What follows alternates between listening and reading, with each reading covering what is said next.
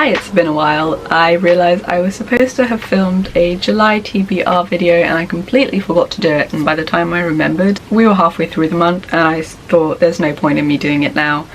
Also, I was too busy, so I was like, I'll probably just do a wrap up and an August TBR. It is August now that I'm filming this, so I guess there's no need for an August TBR either. To be fair, I'm terrible at sticking to them. I am very much a mood reader and a seasonal reader, so there's no point in me making them because I tend to not stick to them. At most, I'll read like maybe 3 books on my TBR, and a lot of the time I'll deviate. But enough of that. On to the whole point of this video, which is to wrap up all the books that I read in July. So the first book is The Hurricane Wars, and I was kindly sent a proof by Harper Voyager. This is the Lightweaver edition. The other edition is the Shadow Forged one, and this is all dark purple. The cover is very dark purple on the sides too. I have the one that is inspired by the main character, and I really ran through this book. I brought it with me when I went to Italy for 10 days. I had summer school then, but I still managed to get some reading done, and I'd read about half of it whilst I was there, which is crazy because I also read, so I was in Italy from July 2nd until the 11th, so I managed to actually get a lot of reading done whilst I was there. I read 3.5 books. 2 of the books that I read were digital. One of them is going to be the book that I talk about next, but I thought I'd start off with a proof. I went into this knowing absolutely nothing, and I'm going to keep it like that for everyone watching this, because honestly I feel like that's the best way to go into this book. Even the tagline doesn't give you much, which is prepare for the might of the Hurricane Wars, and the fact that there is light weavers and shadow forged people, which is 2 different types of magic. I'll give you the tagline though, and that says, "One lone light will stand against an empire." And this book comes out October 12th. It's very much an enemies to lovers fantasy, and I mean enemies to lovers, not rivals to lovers, not I don't like you, suddenly I do to lovers, which is not enemies to lovers. They are enemies. They are 2 people from opposing sides fighting in this one war. Like, they stand for their country and their peoples. So they are very much enemies when this book starts. Don't want to give too much away, but just know that you will definitely enjoy this. And the author actually turned out to be a Reylo fan, which made a whole lot of sense after I finished it. I too am a Reylo fan. It is so good. Like, I made a whole tabbing system and basically finished an entire tab. You can't see that there is one here. It's just very pale white. But yeah, this was obviously 5-star reads from me. I cannot wait to reread this. And for my Barnes & Noble edition, because that has bonus content, so yeah. The Waterstones edition, this is what it looks like, is absolutely stunning. It has stenciled edges and I cannot wait to take photos of it. But yeah, go read The Hurricane Wars. The next book is Love Theoretically by Ali Hazelwood. I brought this with me to Italy as well, and I hadn't really expected to start this. I took about 2 to 3 days to read this book, and I finished it when I was at the beach. Not my favourite full-length novel by her. The Love Hypothesis I gave 5 stars when I first read it. Thinking back, I feel like it was probably a 4-star maximum, 3.75 to 5 stars. This one I think I gave 3.5 stars. My favourite has been Love on the Brain. Yeah, everyone else has been saying this is her best book so far.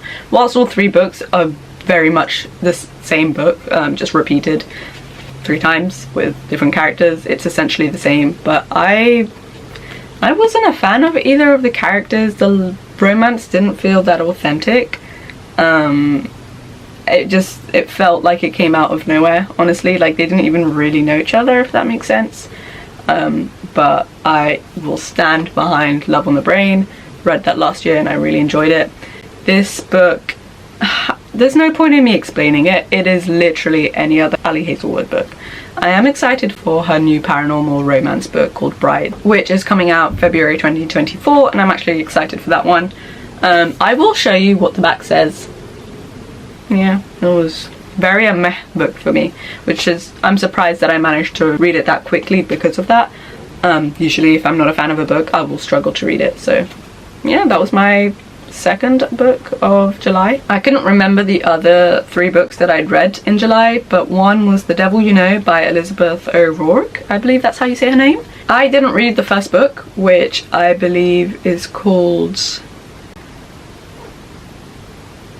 I can't remember what the first book is called, but I went with the second book, The Devil You Know, just because the plot for that sounded more interesting, and it's about these two lawyers that work for the same firm and are up for the same promotion, but also it's all written exclusively from the female main character's point of view. We don't get the male's point of view apart from the prologue, and I have to say it was pretty fun. I actually really enjoyed it. I gave it 4 stars.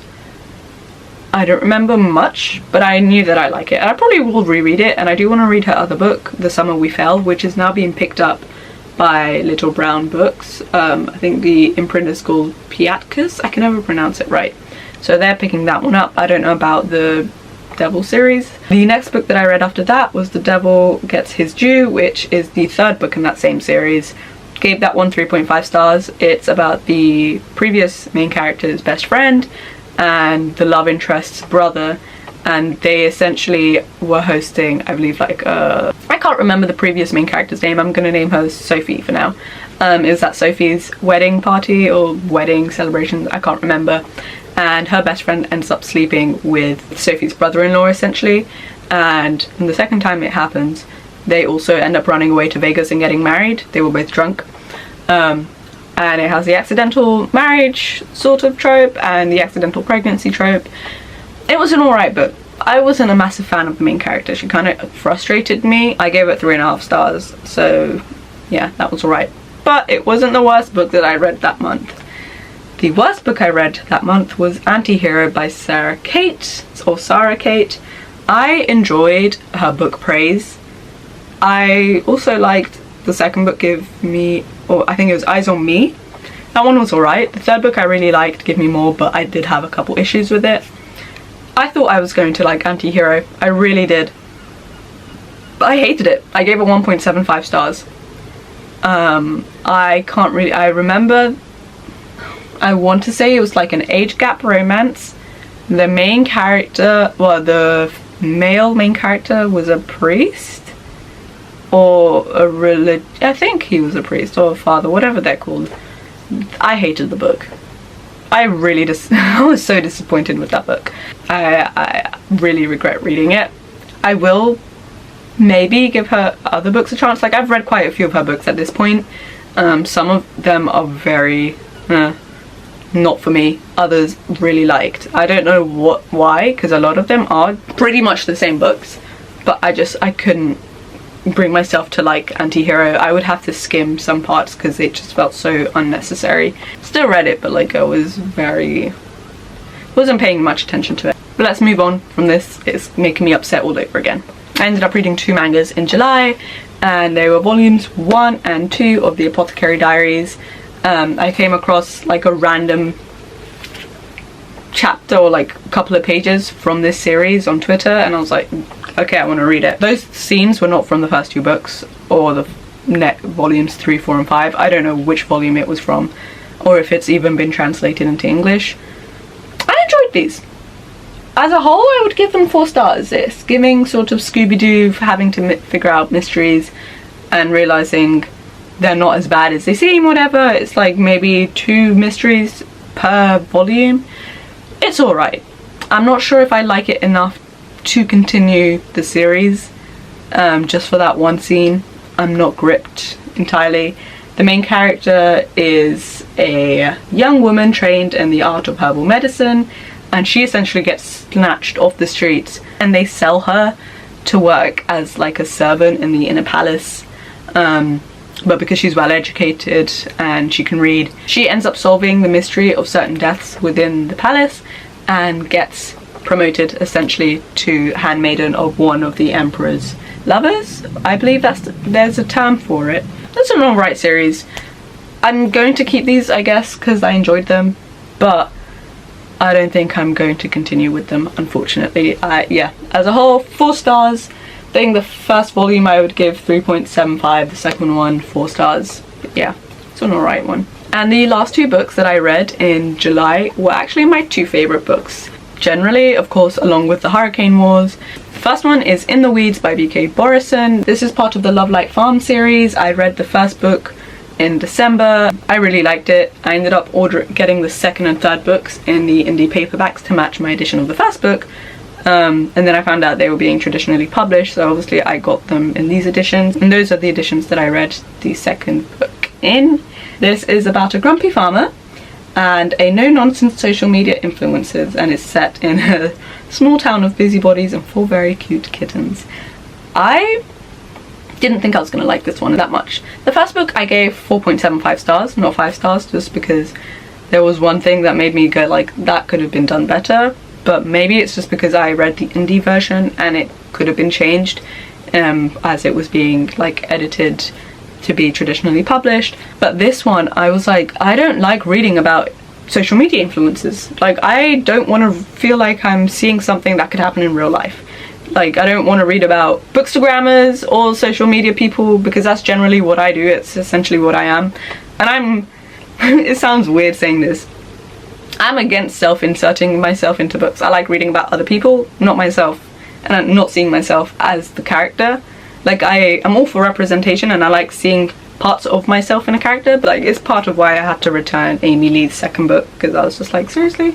However, Bex actually really handled that so well in this book. Like, while she is an influencer, the main thing about her that we really get is that she doesn't like her job. And obviously she's an influencer for like venues and like cafes and small independent shops or family owned shops sort of thing.